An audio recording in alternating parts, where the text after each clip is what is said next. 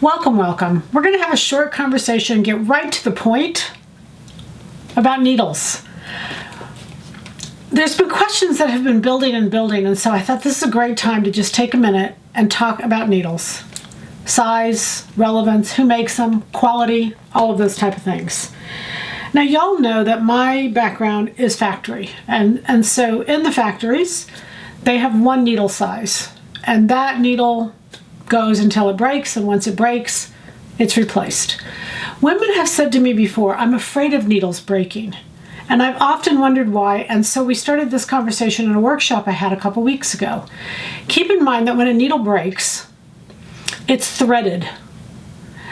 One of the ladies told me, well, I'm afraid the point of the needle will go flying or hit me in the eye or something of that nature. Remember, the point of the needle is threaded. So that's the part that breaks off. It's still attached somehow to the machine. It can't go flying because it's threaded. So it's kind of an illogical fear. And most of the time when a needle breaks, and I'm sure we've all seen needles break over and over, is they kind of stay right there in the fabric. Now, sometimes the shaft above breaks and that will go off a little bit, but certainly doesn't go flying throughout the room. That's just kind of a little bit of an exaggeration. Now, a little while ago, again, I was sewing on a machine. This was a customer's machine, and I didn't know what needle she had, and the needle bent. Didn't break, it bent. And the bending caused another jam to happen. So what I'm going to say to you is we don't want needles. We want needles to break. We want them to break. We want them to get rid of the tension so that damage to other parts of the machine doesn't happen. So breaking needles is a good thing. I know that sounds crazy. Don't quote me just on that little part. I'll just go down in flames. So the reason I want to talk to you about needles is we're paying way too much for them. We are paying a lot in the stores. We're paying well over $1 a needle. It's just too much. I want to talk about the size of needles. We have typically two numbers that come together. 70-10, 80-12, 90-14.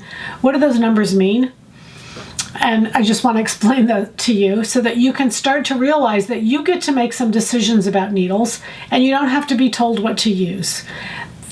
The first number, the 70, is a millimeter number.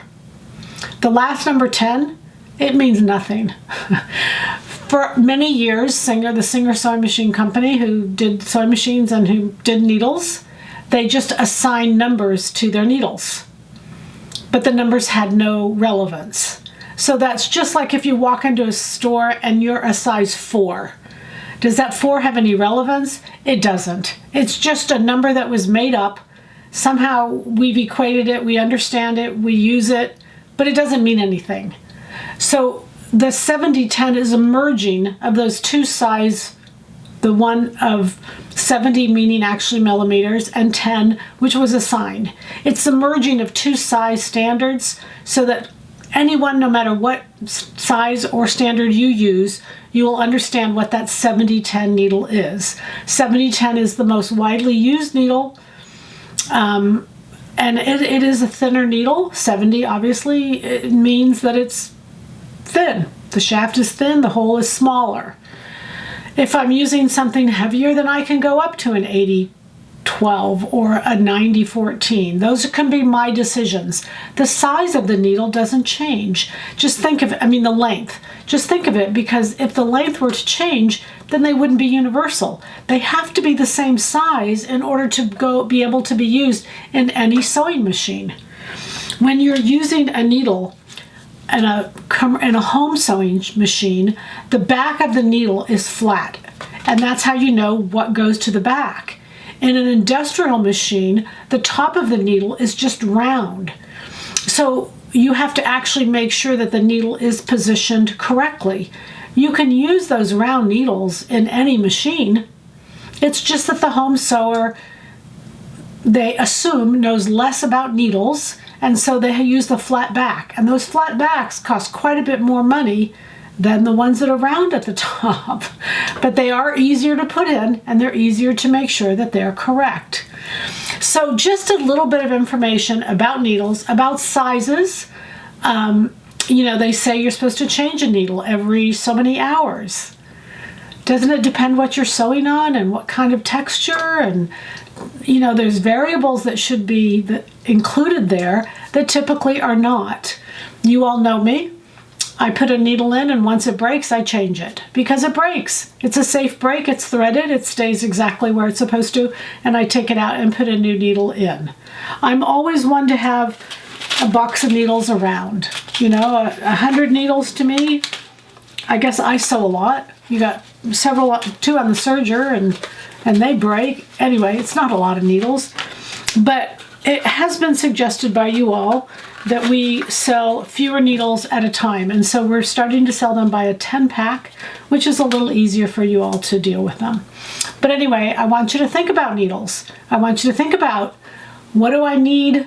What size do I need? Don't let somebody else recommend a needle size to you. Get familiar with the needles and say, okay, if I'm working with a denim and my needle is breaking, then I need to put on a thicker shaft, and that would be probably a 90-14 as opposed to a 70-10. But most of the time I use a 70-10. People say, well, when you're using leather, you should use a 90-14. That's just not true. I'm using apparel leather. I don't want big holes in my leather. I want the smallest penetration that I can get. So I just want to throw all these ideas out to you so that you understand the differences, so that you embrace them. Save money. They're a cost of sewing that doesn't yield us back anything because we don't wear needles, and we can save more money to spend on fabric. So check out needle prices, look around and see what they are, and hopefully you will be a lot wiser about those little holes that go up and down that make a big difference. The last question that I want to answer was about different ballpoint needles, all of those type of things. And the only thing I will say is, if you give me the choice, I want to take the sharpest needle out there.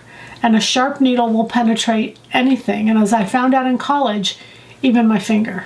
So the goal is happy sewing and happy needle purchasing from Silhouette Patterns.